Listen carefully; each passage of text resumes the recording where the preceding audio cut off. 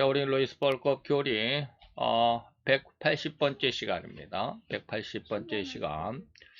고린도전서 15장 23절 예수님이 재림하시는 그런 어떤 상황, 그 모습을 오늘 또 한번 생각을 해보도록 하겠습니다. 우리 같이 고린도전서 15장 23절 한 말씀을 같이 봉독하도록 하겠습니다. 우리 같이 봉독합니다.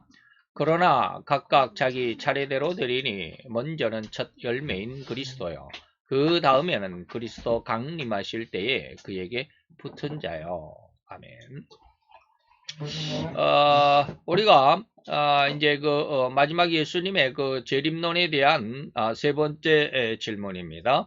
다음 제시된 성구들을 종합해서 그리스도의 재림의 모습을 그려보자라고 했습니다. 그래서 우리가 지난 시간에 데살로니가전서 4장 16절, 마태 24장 30절, 데살로니가후서 1장 7절을 세 절을 가지고 세 절의 은혜를 나눠봤습니다. 오늘은 나머지 세 절인데 데살로니가전서 4장 17절은 다음 시간으로 넘길 것입니다. 다음 시간으로 넘기고 그래서 오늘은 뺐습니다. 그래서 오늘은 두 구절 고린도전서 15장 23절 데살로니가후서 1장 10절을 가지고 오늘은 그 말씀 속에서 그리스도의 재림의 모습을 한번 살펴보도록 하겠습니다.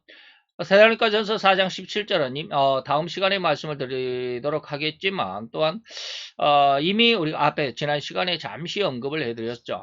그래서 이 구절은 주님의 재림 상황이 아니라 재림 상황을 설명한 것이 아니라 재림하시고 이후 천년 왕국을 지낸 다음에 그리고 이어지는 영원한 천국이 임하는 그 상황, 영원 천국이 임하는 그 상황, 곧 계시록 21장 1절을 설명한 구절임을 지난 시간에 잠시 말씀을 드렸습니다. 그래서 데살로니가전서 4장 17절은 예수 재림의 상황이 아니므로 여기서는 오늘은 설명하지 않고 다음 시간에 데살로니가전서 4장 17절 한 절만을 가지고 왜 이 말씀이 그리스도의 재림이 아니라 천년 왕국의 임하심을 설명하는 것인지, 물론 그 4장 17절 안에 단어 3개를 가지고 설명을 해드려야 되는데 두 가지로만 설명을 했습니다. 그래서 다음 시간에 좀 여러분들이 기대해 주셔도 좋겠습니다. 자, 우선 고린도전서 15장 23절의 말씀으로 우리가 그리스도의 재림 상황을 한번 살펴보도록 합니다. 그러나 각각 자기 차례대로 되리니 먼저는 첫 열매인 그리스도고 다음에는 그리스도 강림하실 때에 그에게 붙은 자다라고 하는 것이다. 그리스도의 강림, 이것은 예수님의 재림을 의미하죠. 그리스도의 강림은 예수님의 재림을 의미합니다. 그건 예수님의 재림을 옆에서 수행하는 자들이 있다. 예수님의 재림, 예수님은 혼자 오시는 것이 아니라 그랬죠. 그래서 여러분, 예수님께서 여러 많은 성도들과 함께 오는데 오늘은 여기서는 그에게 붙은 자다라고 이렇게 설명을 했습니다. 그러면 과연 예수님을 수행할 수 있는, 예수님의 재림 때 예수님을 수행할 수 있는, 곧 예수님의 재림 때 같이 붙은, 즉 동행할 수 있는 자는 누구겠는가? 물론 성경 전체적인 의미로는 의견이 너무나도 분분하겠죠. 누가 예수님과 함께 오겠나? 온갖 좋은 말을 다 가져다 붙여도 가능하기 때문입니다. 이 붙은 자, 예수님과 함께 올 자들은 이런 자다 저런 자다 막 그런 말들, 구구한 해설들이 많겠죠. 그 중에 이제 몇 가지만 한번 생각해 봅니다. 제가 이제 여러분들에게 제시해 드리는 말씀이다 라고 하는 겁니다. 계시록 12장 17절에 보면 예수님의 재림 때에, 예수님의 강림하실 때에 붙어 있을 수 있는 자, 예수님과 동행할 수 있는 자가 누구냐면 그 여자의 남은 자손, 곧 하나님의 계명을 지키는 자, 그리고 또 한 자들은 예수의 증거를 가진 자, 두 가지죠. 두 부류입니다. 곧 마지막 시간에 사단 그리고 적그리스도와 그 휘하인 거짓 선지자와 최종 결정에 들어갈 상대팀이 누구냐면 여자의 남은 자손입니다. 여자의 남은 자손. 그래서 저는 갑자기 그런 생각이 많이 들어요. 앞으로 참 시대가 너무 험하고 위험하고 또 그리고 어려워질 것이 너무나 불을 보듯이 뻔하죠. 그런데 앞으로 가면 갈수록 어느 때까지는 미국의 강성함을 저지할 힘이 그렇게 힘을 가진 나라가 없을 것입니다. 그런데 예수님이 아니죠. 미국이 온 세상을 통치할 수 있는 경찰 국가라고 그러죠. 그런 나라가 없습니다. 여러분 한번 가만히 생각을 해보세요. 우리나라가 만약에 뭐 옆에 있는 뭐 북한이나 일본, 뭐 중국 이런 데와는 거리가 가까우니까 놔두고 저 멀리 만약에 뭐 인도나 또 저 이제 아프리카 쪽이나 그런 나라에 멀리 있는 나라와 만약에 전쟁을 한다면 어떻게 될까요? 이길 수 있을까? 우리가 쳐들어갈 수 있다. 쳐들어간다. 할 수 있을까 없을까? 못합니다. 못해요. 왜 그럴까요? 물론 여기에서 우리나라에 앉아가지고 우리나라에서 뭐 미사일을 팡 쏴가지고 저 아프리카에 통 떨어뜨리고 그냥 거기서 그냥 막 난리 법석이 나고 폭발하고 막 그렇게 한다면은 몰라도 물론 그렇게 해도 뭐랄까 좀 한계가 있겠죠.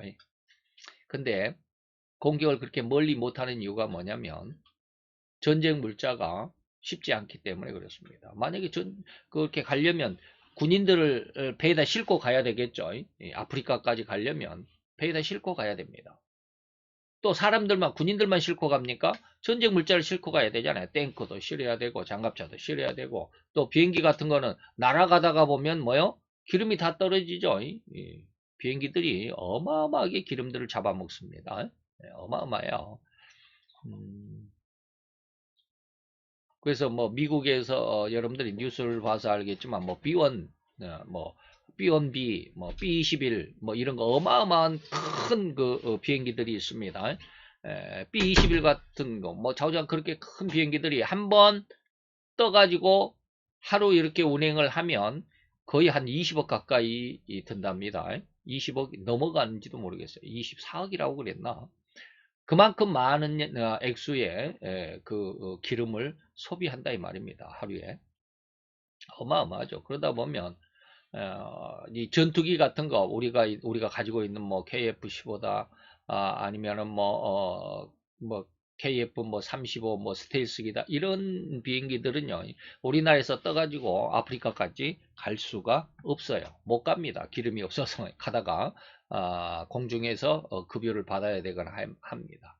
아니면은 비행기가 그렇게 한 번에 못 날아가니까 또 기름을 너무 많이 소비하니까 어떻게 해야 됩니까? 배로 일단은 싣고 가가지고 배 위에서 뜨고 내리고 해가지고 멀리 있는 나라와 이제 전쟁을 하겠죠. 근데 그런 어떤 여력이 우리나라에 없습니다. 그렇기 때문에 우리나라는 원정 멀리 가가지고 다른 나라와 전쟁을 할 수 없다 이 말입니다. 할 수 있는 여력이 안 돼요. 절대로 못합니다. 그런데 세계 전체 나라가 전부 다 그렇습니다. 멀리 원정을 나갈 수가 없습니다. 자기 주변에 있는 나라들과 전쟁할 때는 뭐 충분히 싸울 수 있을지 모르지만 멀리 원정을 갈 수가 없어요. 방금 말씀드렸던 그런 내용들 때문에 그렇습니다. 그런데 미국만은 다릅니다. 미국만은 원정 전쟁을 할 수가 있습니다. 왜 그럴까요? 왜 그럴 수 있을까? 미국의 군사 기지가 거의 각 나라마다 물론 뭐 모든 나라에 다 있는 건 아니지만 우방 국가, 동맹 국가들에게는 빼놓지 않고 미국의 군대들이 있습니다. 우리나라에도 미국 군대들이 있잖아요. 우리나라에도 미국의 공군도 있고 육군도 있고 그렇습니다. 해군이 있나? 그렇습니다. 우리나라에도 있고요. 뭐 독일 같은데 또 일본에도 어마어마한 미군 부대가 있습니다.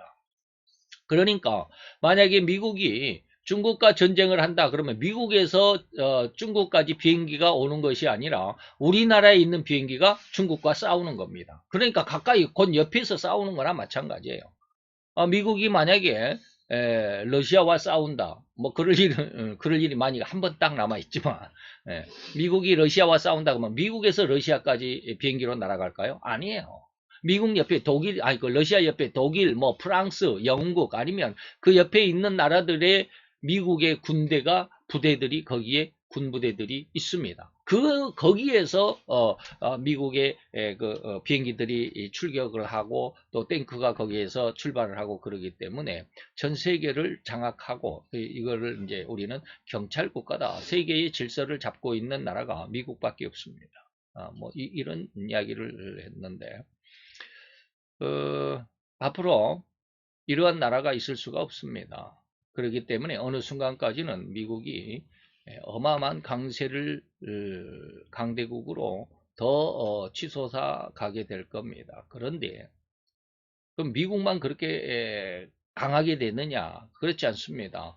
미국을 야금야금 그 좀이 갉아먹듯이 야금야금 미국의 권세에 도전하는 나라들이 수없이 많습니다. 수없이 많습니다.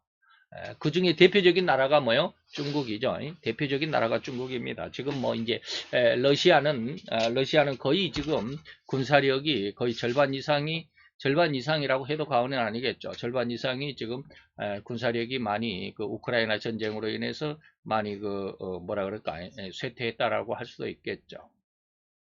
그래서 중국이 가장 위협적인 존재다라고 말할 수 있겠고요. 그 다음이 이제 이란과 또 북한입니다.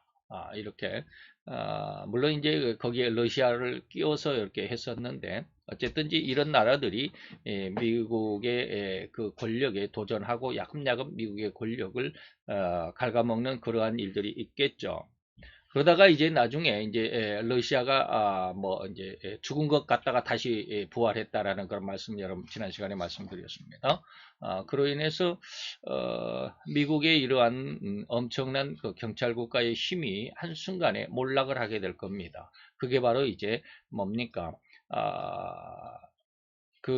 여자의 남은 자손이 세상에 나타나게 되는 하나의 조건, 같은 미국이 몰락하면서 나타나는 상황이 바로 여자의 남은 자손들이 있습니다.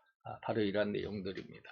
이런 것들을 이제 뭐 1시간 안에 다 말씀드릴 수가 없는 그런 안타까운 상황이기는 하지만 어쨌든지 마지막 시대에는 미국, 다시 말하면 기독교로 상징되는 그 미국의 최강대국이 앞으로는 계속해서 승승장구하게 될 것이지만 어느 순간까지는 그러나 하루아침에 그 모든 권세가 나락으로 떨어지게 될 겁니다. 이때에 바로 이때에 여자의 남은 자손들, 다시 말하면 신앙을 가진 자들입니다. 그래서 여자의 남은 자손, 이스라엘 남은 자손의 두 종류가 있는데 하나는 하나님의 계명을 지키는 자들, 또 하나는 예수의 증거를 가진 자들이다라고 하는 것이죠.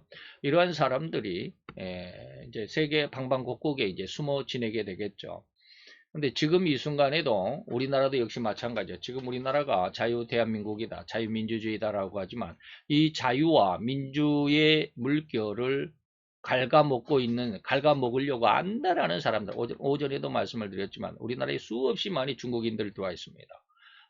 중국인들 중에 물론 올바른 사상을 갖고 민주적인 아니면 뭐 기독교적인 어떠한 신앙을 가진 사람들도 없지 않아 있기는 있겠지만 중국이란 나라가 원래 공산국가잖아요. 그래서 공산주의의 그런 어떤 쉽게 말하면 그 공자학원이 우리나라의 대학교에도 엄청나게 많다고 그래요.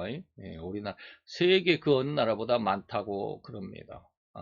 그래서 공자학원, 뭐 저기 호주 같은 나라는 공자학원을 전부 대학마다 공자학원이 있는데 전부 다 폐쇄하라라고 그런 명령을 내릴 정도입니다. 중국의 간첩들 양성하는 그런 어떠한 기관 노릇을 하는 아주 흉악한 그런 기관이 되어버렸죠. 공자학원에 우리나라 대학교에도 공자학원의 출신들이 많습니다. 그래서 우리나라 학생들, 대학생들도 돈이 없는 대학생들이 그냥 장학금을 주고 대학 공부를 시켜주겠다고 하니까 그런데 들어가는 사람들이 상당수 있습니다. 참 안타깝죠. 돈 때문에 영혼을 팔아버리는 이러한 시대가 됐습니다. 그래서 저들로 인해서 우리나라도 지금 너무 시끄럽죠. 지금 이태원 압사 사건 때문 압사 사건을 가지고 지금 윤석열을 뭐 탄핵해야 한다라고 하는 선동하는 글을 올리는, 그리고 그것을 지금 계속해서 주장하고 있는 사람들이 바로 중국 사람들입니다. 한인들이죠. 중국 한족들. 이런 사람들, 공산 교육을 받은 사람들, 공산당의 어떤 끈앞풀이 되어 있는 사람들, 그래서 공자학원이라고 하는 곳에 이제 돈을 받고 공부를 하고 있다라고 위장하고 있는 사람들, 이런 사람들에 의해서 우리나라 굉장히 힘들어 있습니다. 그런데 우리는 잘 모르잖아요. 잘 몰라요. 그런 어떤 상황 속에서 우리나라가 엄청나게 어려워질 건데 그 안에서도 뭡니까? 여자의 남은 자손들이 있습니다. 그래서 지난 시간에 제가 그랬죠. 매주 토요일마다 서울의 광화문에 엄청난 그 인파의 두 부류의 그 시위, 시위가 있는데 한쪽은 애국 단체, 애국 단체의 시위고 또 한쪽은 이제 그 저기 뭡니까 좌파 단체의 시위가 있다. 그런데 애국 단체 시위는 장 누구 목사님 이름이 갑자기 이름이 생각이 안 나네. 장경동? 아니 장경동 말고 그 좌우제한 있습니다. 예. 이름이 갑자기 생각이 안 나네. 그 서울 사랑의 교회, 서울 사랑의 교회 목사님이신데 지금 목사님이 그 목사님의 교회가 뭐 무허가다 해가지고 지난번에 그냥 아주 난리 났었죠. 그래서 자우장 그 목사님이 주동을 해가지고 이전에 문재인 대통령 있을 때에도 그 막 반대 시위 집회하고 했던 그 목사님이 있습니다. 그 목사님의 애국단체의 그 시위가 3만 명, 그리고 좌파 민주노총입니까? 노조의 단체가 시위가 뭐 5천 명 이렇게 모였다라고 그러죠.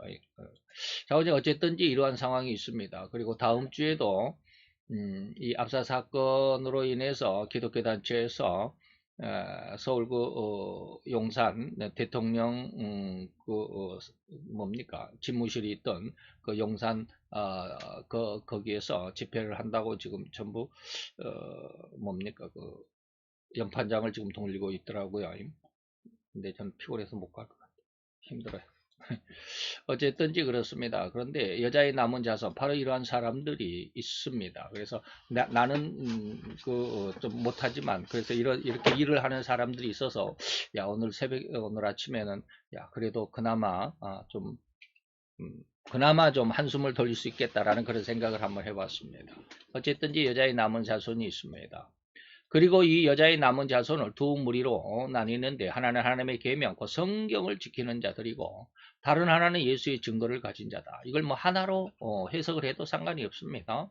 즉 예수를 믿는 그 믿음, 예수님이 이루어 주시는 천국에 대한 모든 비밀과 그 내용을 위한 그 내용으로 그 내용이 이루어지기를 위한 그런 신앙으로 말이죠. 그런 육신의 삶을 살아가면서 세상으로부터 온갖 상처, 이런 어려운 환경과 어려운 그 환란과 역경과 공고 이런 것들이죠. 온갖 상처를 그리고 정신적으로 또 육체적으로 심적으로 이 모든 것을 포함해서 고통을 받는 그 흔적을 의미함이라고 해석할 수 있는 사람들이 누구냐면 예수의 증거를 가진 자들이다. 예수를 믿는 믿음을 지키기 위해서 세상의 곤란한 생활, 너무 힘든 생활을 하는 사람들, 이런 사람들입니다. 한마디로 다른 말로 하자면 순교자의 반열에 들어간 자들이 예수님이 재림하시는 그 순간에 예수님을 옹이하고 함께 재림하는 길에 그 수행을 할 것이다 이 말입니다. 또한 이때 재림하시는 예수님을 지칭해서 오늘 본문은 첫 열매다라고 그랬죠. 오늘 본문이 뭐라고 그랬습니까? 차례대로 되는데 그 첫째 열매는 그리스도다. 두 번째 열매는 그 다음이죠. 그 다음에 두 번째는 뭐요? 예수 그리스도의 강림하실 때 붙은 자, 그 순교자들이죠. 그럼 우리는 뭐요? 우리는 예수를 믿는다 하면서 우리는 그럼 예수님의 재림에 동참도 못하나? 우리는 어떻게 해요? 우리는 세 번째 열매들입니다. 두 번째 열매는 순교자들이고요. 세 번째 열매가 바로 이제 예수님을 믿는 성도들입니다. 무슨 말인지 이해가 되셔야 합니다.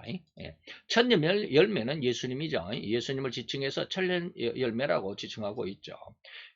그러면 이렇게 첫 열매가 있으면 나중 열매도 있다는 말인가? 그렇죠. 그래서 또한 열매란 무슨 의미인가? 또 하는 이런 의문도 한번 풀어가 보도록 하겠습니다. 예수님을 첫 열매라고 규정한 의도는 곧 부활을 의미하는 것입니다. 그렇다고 한다면 두 번째 열매는 신자의 부활이라고 할 수 있을 것인데 신자의 부활을 성경은 첫째 부활과 곧 신자의 첫째 부활을 규정하고 있습니다. 계시록 20장이죠. 4절로 6절에 첫째 부활에 참여하는 자들은 복이 있다. 자, 여기 앞에도 읽어봐야 되겠죠. 또 보좌들을 보니 거기 앉은 사람이 있어 심판하는 권세를 받았더라. 이 순교자들의 권세입니다. 내가 보니 예수의 증거와 그렇죠. 하나님의 말씀을 인하여 아까 우리가 보았던 예수님 오실 때에 아니죠. 어디가 있습니까? 여자의 남은 자손 계시록 12장 17절이죠. 이 사람들이 누구야? 하나님의 계명을 지킨 자다. 예수의 증거를 가진 자다 그랬죠. 똑같은 말이죠. 그래서 예수의 증거를 가진 자들이나 하나님의 말씀을 가진 자들이 목배임을 순교자들이죠. 그래서 그들의 영혼과 또 짐승과 그 우상에 경배하지도 아니하고 이마와 손에 그 표를 짐승의 표를 받지 않은 자들이 살아서 그리스도로 더불어 천년 동안 왕 노릇할 거야. 그 나머지 자들은 그 천년이 차기까지 살지 못하더라. 천년 동안 죽음에 갇혀 있다라고 하는 것입니다. 다시 말하면 또 이 말을 하면 또 시간이 많이 가는데 천년왕국 예수님이 재림할 때 살아있는 죽은 사람들 중에는 예수님 때문에 죽은 순교자들이 부활합니다. 부활합니다. 누가? 순교자들이. 그러나 순교자들이 아니라면 다시 말하면 그냥 예수 믿고 죽은 사람들은 어떨 거야? 불신자들 말고요. 불신자들 말고 신자들의 죽음을 두 가지로 분류합니다. 하나는 순교자들이고요. 순교자들 뭐요? 예수의 증거로 인해서 아니면 하나님의 말씀 때문에 목배임을 받은 자들이에요. 순교자들이죠. 그런 자들의 영혼들과 또 짐승과 우상에 경배하지도 아니하고 이마와 손에 그 표를 받지 아니하는 자들. 이거 성도라고 해석해야 되는지 모르겠어요.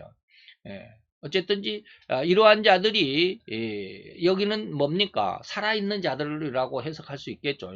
이러한 자 짐승의 다시 말하면 후 3년 반 동안 죽지 아니하고 이들과 대적해서 싸우는 사람들. 그렇다고 해서 진짜 막 앞에 앞서서 막 드러내놓고 싸운 게 아니죠. 숨어있는 자들. 하나님께서 3년 반 동안 자기 곳 광야 자기 곳에 숨겨주신다. 또 양육하신다라는 말이 계시록 12장에 있죠. 바로 이런 사람들. 이런 사람들은 아직 그러니까 죽지 않고 예수님의 재림할 때 죽지 않고 살아있는 자들 중에 성도들 이 말입니다. 예수님이 재림하실 때에 믿지 않는 불신자들이 살아있는 자들이 있을까요? 없을까요? 있습니다. 불신자라 할지라도 살아있는 자들이 있습니다. 죽은 자들은 말고 불신자들 가운데에 예수님이 재림할 당시에 다시 말하면 예수님이 재림할 당시는 바로 직전에 어떤 상황이에요? 적그리스도의 시대죠. 그들의 시대에 빌붙어서 사는 적극적으로 그냥 막 적그리스도의 행동대장처럼 그런 사람들 말고 그냥 일반 서민으로 그들에게 그 목숨이 아까워서 그냥 그들이 하라는 대로 하고 살아가는 일반 백성들 이런 사람들이 상당히 많이 전 세계적으로 3분의 1이 지금 뭐 80억이다 그러면 3분의 1이 죽어서 29억이 죽는다 그래도 뭐 한 60억은 살아있을 거 아니야 뭐 한 50억은 살아있을 거 아니에요. 그 50억 인구 중에 예수를 믿는 사람은 거의 없습니다. 3년 반 동안 적그리스도에 의해서 죽임을 당한 사람들이 너무 많기 때문에 하지만 3분의 1이 죽임을 당할 때 거기에 대부분이 그리스도인들이고 불신자들도 많이 죽기는 하겠지만 어쨌든지 그렇습니다. 그러다 보면 살아있는 자들이 불신자들 중에서는 더 많겠죠. 살아있는 자들 중에 불신자들이 더 많을 겁니다. 자 그러면 살아있는 자들은 누구나 가리지 않고 믿는 자건 불신자건 신자건 불신자건 다 천국에 들어갑니다. 그런데 이러한 자들 살아있는 자들은 다시 말하면 예수를 믿고 살아있는 자들은 그리고 순교자들의 부활과 함께 천년 동안 왕 노릇하게 될 겁니다. 그때 죽은 자들이 그 다시 말하면 순교자들이 부활하는 것을 뭐라고 그래요? 첫째 부활이다 라고 하는 것입니다. 그리고 이들은 둘째 사망은 뭐예요? 지옥의 형벌입니다. 첫째 사망은 뭘까요? 육신의 죽음입니다. 육신의 죽음. 그리고 둘째 사망은 영원한 지옥의 형벌입니다. 이제 첫째 부활에 참여하는 자는 둘째 부활, 다시 말하면 지옥에 가지 않는다 이 말입니다. 지옥의 사망이 그들을 다스리는 권세가 없다. 지옥에 안 간다 이 말입니다. 도리어 그들이 하나님과 그리스도의 제사장이 되어서 천년 동안 그리스도로 더불어 왕노릇하게 될 겁니다. 자, 무슨 말인지 이해가 되시죠? 자, 이 신자의 첫째 부활에 해당하는 자들은 엄청난 축복이 주어질 것이라고 성경이 증명하죠. 이들에게는 다시 죽음, 다시 말해 둘째 사망이 없다고 했는데 이것이 바로 지옥의 형벌이죠. 곧 그들에게는 제사장, 그리스도의 제사장의 직분이 주어질 거야 될 것이고 이 제사장의 직분으로 천년 동안 그리고 그 천년 왕국의 시대, 천년 동안이란 말은 천년 왕국의 시대에 그리스도와 더불어서 세상을 다스리는 왕의 권한을 가질 것입니다. 여기서 또한 신자, 곧 성도가 둘째 사망을 당하지 않을 것이라는 의미는 이미 첫째 사망은 당했다는 것인데 첫째 사망은 육신의 사망이다 그랬습니다. 둘째 사망은 영원한 죽음이고 영원한 멸망인데 이것을 우리는 지옥이다 라고 말하죠. 그래서 계시록 20장 10절 14절에 보니까 둘째 사망은 뭐요? 곧 불못이다. 이것을 뭐요? 지옥이다 그렇습니다. 고로 첫 열매는 부활을 의미하는데 열매는 부활을 의미하는데 첫째 열매는 예수 그리스도가 첫째 열매고 둘째는 성도의 부활을 의미하는데 영원한 생명의 부활이고 나머지 셋째 부활이라고 할 것이며 영원한 지옥의 형벌 부활. 그래서 제가 이제 여기에서는 성도들의 두 번째 부활을 다시 말해 성도들이 두 번째 부활을 말하지 않았습니다. 앞에서 제가 세 번이라고 그랬죠. 우리는 세 번째 열매다. 첫째 열매는 예수님이고 둘째 열매는 그 죽음을 당한 순교자들의 부활이 둘째 열매고 세 번째는 성도의 열매다. 성도가 이제 열매다라고 이렇게 말하는데 그 열매라고 하는 것 외에 그것과는 좀 다르게 이 말이죠. 여기서 말하는 부활은 제가 지금 말하는 그러한 세계 열매를 말하지는 않습니다. 근데 이제 열매라고 했기 때문에 좀 헷갈릴 수 있는데 어쨌든지 여기에서 말씀드리는 것은 이게 뭐 이게 제가 이걸 구분을 안 해가지고 좀 헷갈릴 수 있겠는데 첫째 열매는 뭡니까? 열매라고 할 때는 부활을 의미하는데 예수가 첫 열매가 됐죠. 부활의 첫 열매가 됐습니다.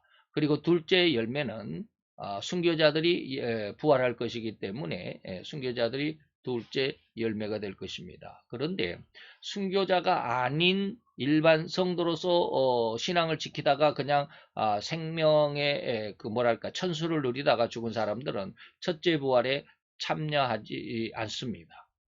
참여하지 않습니다. 그들은 뭐요? 천년 동안 뭐요? 죽은 자들은 천년 동안 살지 못하더라라고 하는 것은 불신자들도 역시 마찬가지로 죽음 속에 갇혀 있지만 성도들도 그냥 순교자들이 아닌 일반 성도들도 이 천년 동안은 천년 왕국에는 살아있는 사람은 천년 왕국에 들어가지만 죽어있는 사람은 천년 동안 죽음에 갇혀 있습니다. 그렇습니다. 여기 지옥은 아닙니다. 여기 이 천년이 차기까지 살지 못하더라 했을 때 여기는 죽음의 무덤에 그냥 갇혀 있는 것이고 그리고 나서 이제 예수님의 영원한 천국, 천년왕국이 지나고 영원한 천국 때 이때 죽음 속에 갇혀 있었던 신자든 불신자든 다 다시 살아납니다. 그럴 때 이제 성도들은 천국에 들어가겠지만 불신자들이 부활하는 것을 이제 영원한 지옥의 부활이다, 영원한 형벌의 부활이다라고 이렇게 말하는데 그때가 바로 이제 둘째 부활이다라고 성경은 그렇게 이야기하고 있습니다. 그래서 이것을 뭐요? 지옥의 부활, 다시 말하면 불신자의 부활. 이라고 말하는 것이죠. 이것을 이제 저는 여기에서 셋째 부활이다 라고 이렇게 말을 했습니다.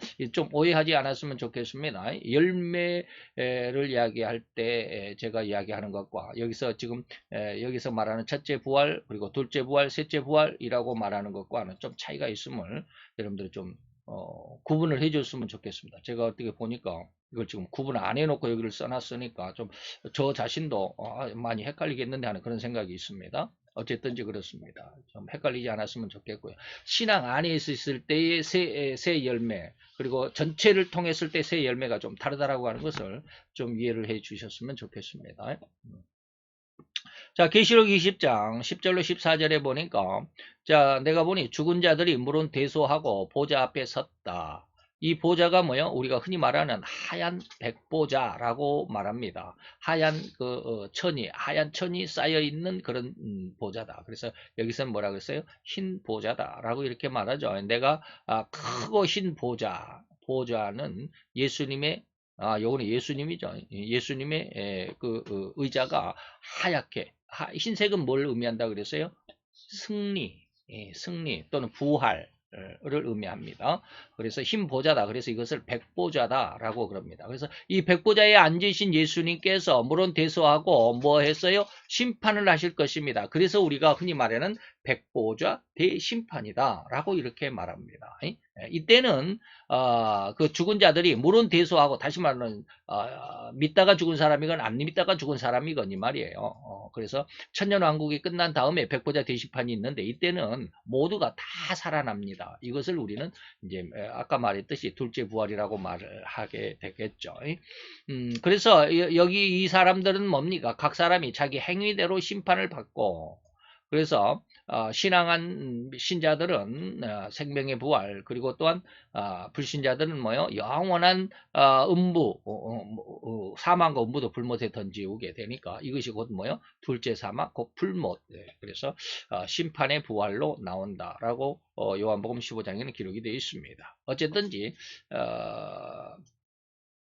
여기서 제가 이제 계속해서 마음에 걸리네요. 이것을 정확하게 구분을 안 해놔가지고. 어째 왜 구분을 안 해놨는지 저 마음에 걸리는데, 다음에 시간이 되면 더 명확하게 한번 해드릴 수 있는 시간을 갖겠습니다. 다시 말하면 이제 곧 결론을 짓자면, 예수 그리스도의 재림 때 함께 붙은 자들이라는 의미는 예수로 더불어 목숨까지라도 함께한 순교자들을 의미합니다. 그래서 일반 성도들은 믿다가 그냥 생명을 다해서, 목숨을 다해서 죽은 일반 성도들은 이때 예수님의 재림에 동참하지는 않습니다. 잘 이해를 해 주셨으면 좋겠습니다. 데살로니가후서 1장 10절을 봅니다. 그날에 강림하사 그의 성도들에게 영광을 얻으시게 된다. 자, 이는 성도에게 엄청난 축복의 결말을 의미한 내용입니다. 여기에서 우리가 절대로 구분해야 합니다. 성도와 기독교를 구분하자는 말입니다. 자, 무슨 말일까? 무슨 말일까? 그 세상의 종말은 적그리스도의 광기로 인한 대살육의 기간을 보내면서 기독교를 멸절시키고자 하는 엄청난 시간을 보내게 되겠죠. 그래서 제가 지금 방금 말씀드렸죠. 다음 주 13일 날, 다음 주일 날, 뭡니까? 용산 대통령 집무실 앞에서 기독교의 집회가 시위라고 하기는 좀 그렇고, 집회가 있습니다. 집회의 중심이 뭐냐면 종교법에 대한 건데, 우리나라에 지금 학교의 학교 그 교과서에, 고등학교인지 중학교인지 모르겠지만 자우장 교과서에 그런 내용, 종교에 대한 내용이 있는데요. 기가 막히대. 저도 그 내용을 보니까 이슬람에 대한 설명이, 그 국사 교과서에 이슬람에 대한 설명이 18페이지인가 있답니다. 18페이지인가. 18페이지에 걸쳐서 쫙 설명을 해놨답니다. 이슬람에 대해서. 우리나라의 종교도 아닌데. 그리고 불교에 대해서는 12페이지인가? 아까 좀 그러던데, 제가 지금 정확한 그 페이지 수를 잘 모르겠습니다만은 8페이지인가? 이슬람이 8페이지인가요? 이슬람이 8페이지. 그 다음에 불교에 대해서가 6페이지. 뭐 이렇게 설명이 장황하게 잘 설명이 되어 있답니다. 근데 기독교에 대해서는 몇 페이지를 할애했을까요? 기독교에 대해서는 단 2페이지를 할애했답니다. 그러다 보니까 아주 설명이 안 되죠. 기독교에 대해서는 설명이 안 되겠죠. 이슬람에 대해서는 8페이지를 통해서 그냥 쫙 설명을 해놨고, 불교에 대해서는 6페이지, 그 다음에 기독교에 대해서는 2페이지밖에 할애를 안 해서, 기독교에 대해서는 이렇게 기독교를 말살하려고 하는 의도가 학교의 교과서에서부터 이제 출발하고 있다. 그래서 이런 것들을 개정을 하는데 우리가 반대해야 된다라고 하는 그런 어떤 주제를 가지고 다음 주 오후에 용산 대통령 집무실 앞에서 집회를 한다고 그래요. 바로 이런 겁니다. 저 그리스도의 광기는 앞으로 기독교만을 엄청나게 핍박하게 될 것입니다. 이들은 기독교를 멸절시키고자 함이 오직 신자들을 멸절하는 것이라고 여긴다고 보아도 절대 틀린 지적은 아니죠. 기독교를 멸절시키는 게 성도를 멸절시키는 거야 라고 하는 것입니다. 그래서 제가 앞에서 뭐라고 그랬어요? 성도와 기독교를 구분해서 이 말씀을 잘 들어보자 라고 그랬습니다. 그런데 신자라고 자부하는 수많은 신자 중에는 대환란이, 신자들이 엄청난 환란을 겪을 것이라고 라는 내용에 대해서는 거의 무지한 상황이라 해도 과언이 아닐성 싶습니다. 신자라 할지라도 이러한 아까 말씀드렸습니다. 종말의 적그리스도의 광기로 인해서 대살육의 기간, 인류의 3분의 1을 죽이는데 그 3분의 1 중에 예수 믿는 사람들이 거의 대부분일 것이다. 완전히 100%다 기독교인들만 죽이는 것은 아니겠죠. 지금 기독교가 약 한 20% 정도 된다고 그러죠. 약 한 20억 정도 된다고 그래. 전 세계적으로. 80억 되는데, 인류가 80억인데 20%니까, 20억이니까, 한, 뭐, 몇 프로일까요? 한 20% 되나요? 20%가 조금 안 될 것 같네. 좀 그런 상황이죠. 근데 그 중에서 만약에 인류의 3분의 1이면 한 29억 정도가 죽는데, 38원 24, 24억, 25, 26억 정도 죽는데, 이 기독교인들이 20억이니까 기독교인들이 다 죽어도 그만큼은 안 되겠죠. 어쨌든지 안 믿는 사람도 많이 죽는다라는 말씀을 제가 드리기 위해서 하는 말이에요. 자, 그런데 우리 신자들 중에서도 대환란이 신자들에게 엄청난 환란이 된다라고 하는 그 내용에 대해서는 상당히 무지하다라고 하는 그런 생각을 저는 많이 합니다. 예. 환란에 대해서는 많이 알아요. 대환란이 있을 것이다라는 것을 압니다. 근데 그 대환란이 기독교인들, 다시 말해 성도의 엄청난 피해, 성도가 권세가 깨어지기까지 이러한 환란을 겪게 될 거야라고 하는 이 부분은 거의 모르는 것 같아요. 그래서 대환란에 대해서는 많이 들었을 것인데 그걸 또 알고 있을지라도 그 환란이 자신에게, 다시 말해 기독교인인 자신에게 다닥칠 것이라고는 전혀 의식하지 못하고 있다라는 것입니다. 제 생각은 지금 그래요. 거의 이런 생각을 한 사람이 없을 것 같아요. 그러나 정작 이 후 3년 반이 대환란이라고 할 수 있는 것은 주님께서도 전무후무한 대환란이라고 했기 때문이고, 또 이 대환란이 거의 모든 부분에 기독교에 대한, 또한 예수를 믿는 자들에 대한 가장 과격한 탄압이 될 것이다라고 하는 것입니다.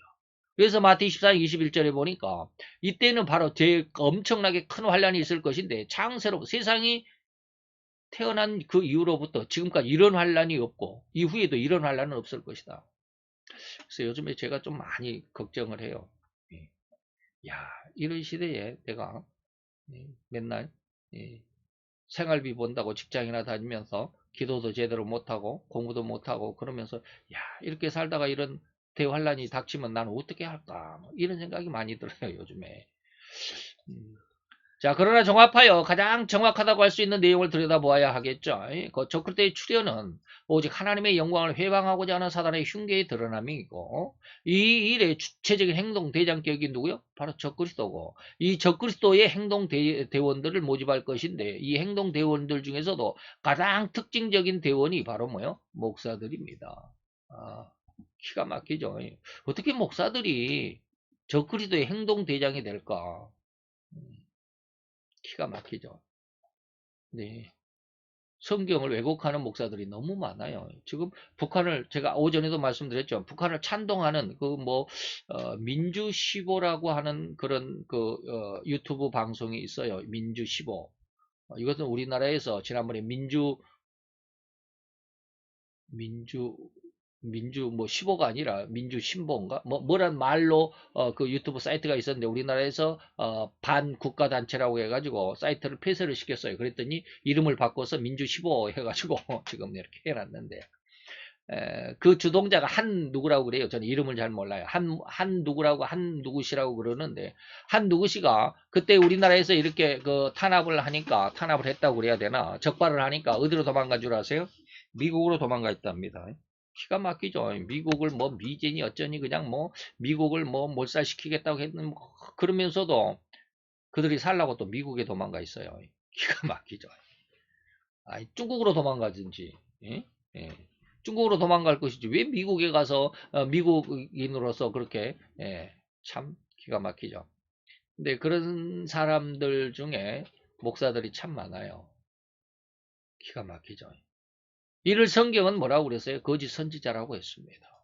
정확히는 오늘날 목사고 목회자들이라는 것이 바로 거짓 선지자들의 의미죠. 그 이유는 거짓 선지자로 비유된 땅에서 올라온 짐승이 얼마든지 사람을 죽이는 권세를 받았고, 이 권세를 중심으로 흔히 알고 있는 666표, 곧 짐승의 표를 사람들에게 나눠준다는 것입니다. 그래서 계시록 13장 11절, 그 다음에 쭉 넘어가서 16, 7절을 보니까 내가 보면 또 다른 한 짐승이 땅에서 올라왔다. 그래서 제가 지금 땅에서 올라온 짐승이다 라고 이렇게 말을 했습니다. 땅에서 올라온 짐승 11절이죠. 그리고 넘어가서 16절로 17절 보니까 저가 누구예요? 땅에서 올라온 짐승이 말이에요. 이거 적그리스도가 아니라 거짓 선지자들입니다. 거짓 목사들이죠. 거짓 목사가 모든 자고 작은 자나 큰 자나 부자나 빈곤한 자나 자유한 자나 종들로 그 오른손이나 이마에 표를 받게 한다. 누가? 거짓 목사가 말이에요.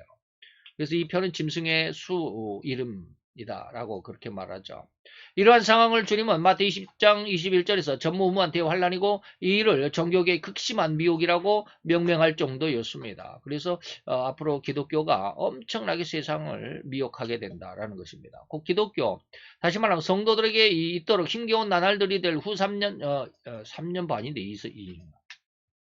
후 3년 반이 될 것이라는 말이죠. 이러한 일들을 다니엘은 성도의 권세가 깨어질 때까지라고 이 환란을 의미하고 있습니다. 그래서 다니엘서 12장 7절에 한때와 두때와 반때, 이거 3년 반이죠. 이것을 지나서 성도의 권세가 다 깨어지기까지 이 환란이 계속될 것입니다.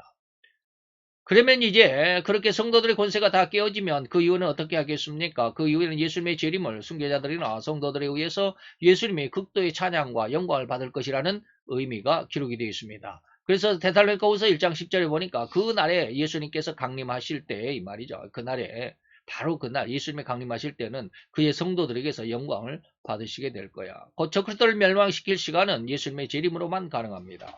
절대적입니다. 적그리스도가 세상을 장악하게 되는데 그를 반대하고 그를 공격할 수 있는 사람은 없습니다. 오직 유일하고 오직 엄청난 권세를 가진 자죠. 근데 예수님만이 그의 모든 권한을 빼앗고 그를 멸망을 시킬 것입니다. 곧 예수님의 재림으로 적그리스도가 지옥의 영원한 형벌에 멸망을 받은 후에는 기독교의 재흥왕이라고 생각해서는 또한 절대 안 됩니다. 야, 뭐라고 그랬습니까? 그날에 그의 성도들에게서 영광을 받으셨는데 예수님은 그 영광을 받으시고 난 다음에 기독교의 재부흥을 해주시겠습니까? 아닙니다. 기독교의 재부흥은 없습니다. 절대로 없습니다. 네. 제가 한번 성경을 한번 찾아볼까요?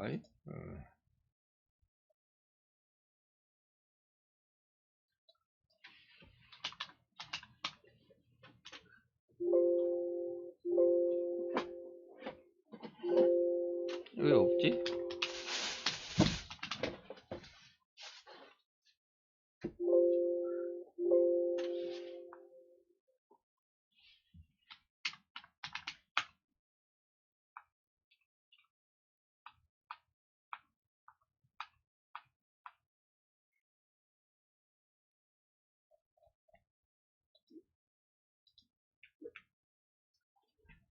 자, 여기 한번 보세요. 계시록 18장입니다.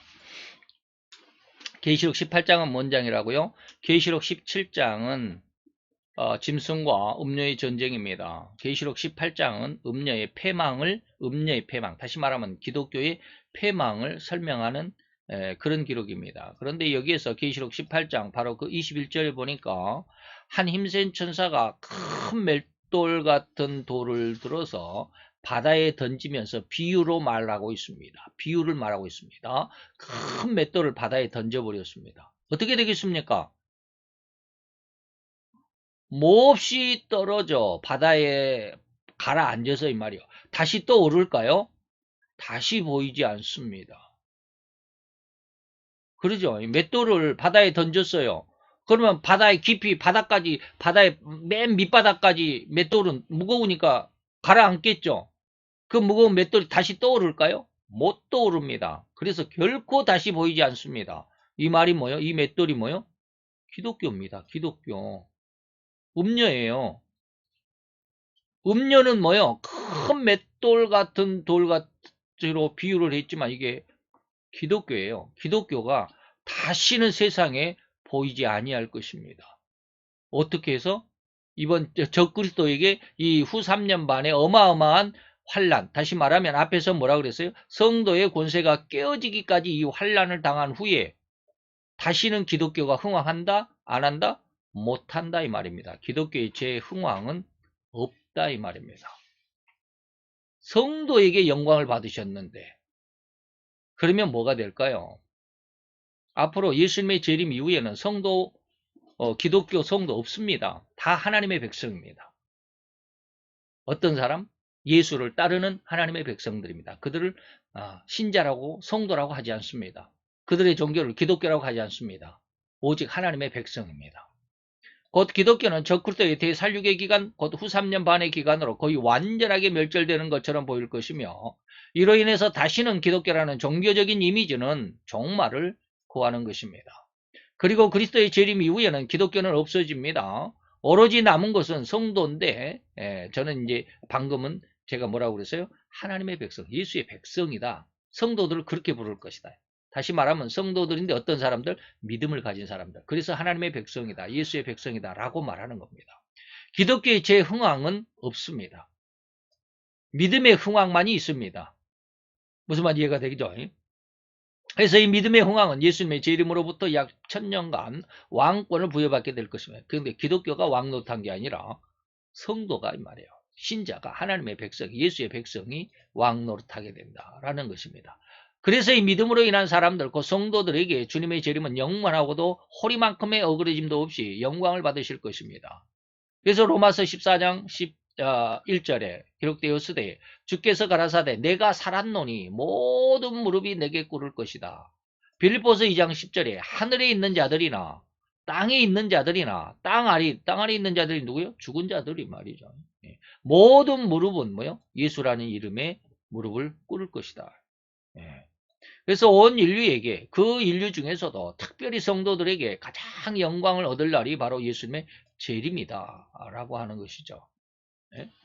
이것을 잘 이해를 하시고 오늘 조금 어려운 말들이 좀 있었습니다. 어려운 말들이 있었음에도 불구하고 여러분들이 참 어려운 말인데 여러분들 잘 이해해 주셨으면 좋겠다라는 말을 하기가 좀 그렇네.